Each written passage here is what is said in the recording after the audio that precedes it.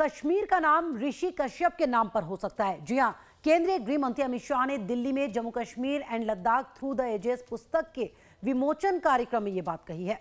उन्होंने कहा है कि इतिहासकारों ने कश्मीर का इतिहास पुस्तकों के जरिए बताने की कोशिश की।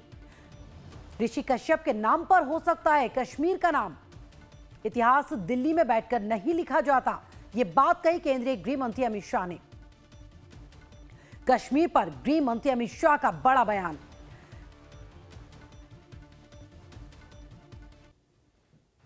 हम सब जानते हैं कश्मीर को कश्यप की भूमि का भी नाम से जाना जाता है। शायद हो सकता है कि इनके नाम से ही कश्मीर का नाम पड़ा होगा। यहाँ किसने शासन किया, कौन रहा, किसने क्या अनुबंध किया, किसने क्या एग्रीमेंट किया, इसके आधार पर तथ्यों को तोड़ मरोड़ कर कश्मीर कहां था, लद्दाख कहां था, इसकी मीमांसा करना मेरे हिसाब से बेमानी है। और वो इतिहास को वक्र दृष्टि से देखने वाले इतिहासकार ही कर सकते हैं। स्मृति भ्रंश से दोषित इतिहासकार ही करते हैं। जिनकी स्मृति में हमारा गौरवशाली इतिहास है, वो ऐसी गलती नहीं कर सकते।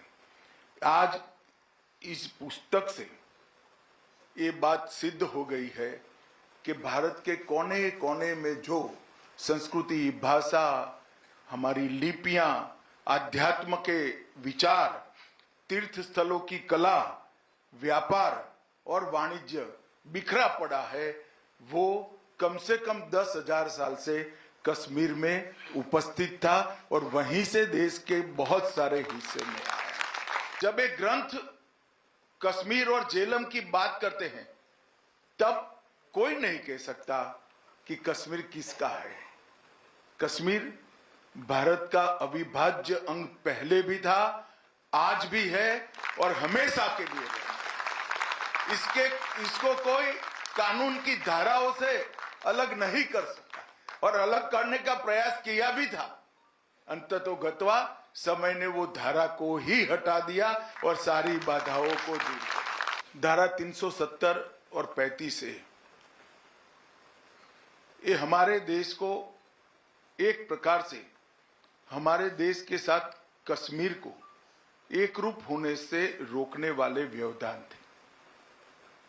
उस वक्त भी डॉक्टर तंवर ने कहा, उस वक्त भी जनता ना चाहती थी, ना लोग चाहते थे।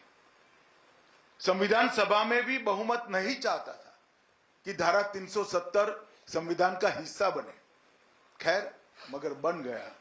मगर कुछ दृष्टिवान लोग भी थे जिन्होंने जब हिस्सा बना तब टेम्पररी प्रोविजन लिखना जरूरी समझा।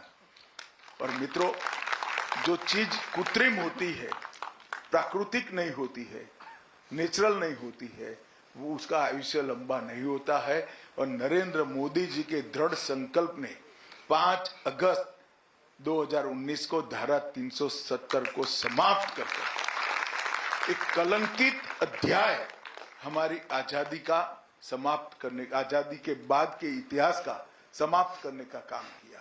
और वहीं से कश्मीर का भारत के साथ, बाकी भारत के हिस्सों के साथ ही विकास का अध्याय शुरू होता है।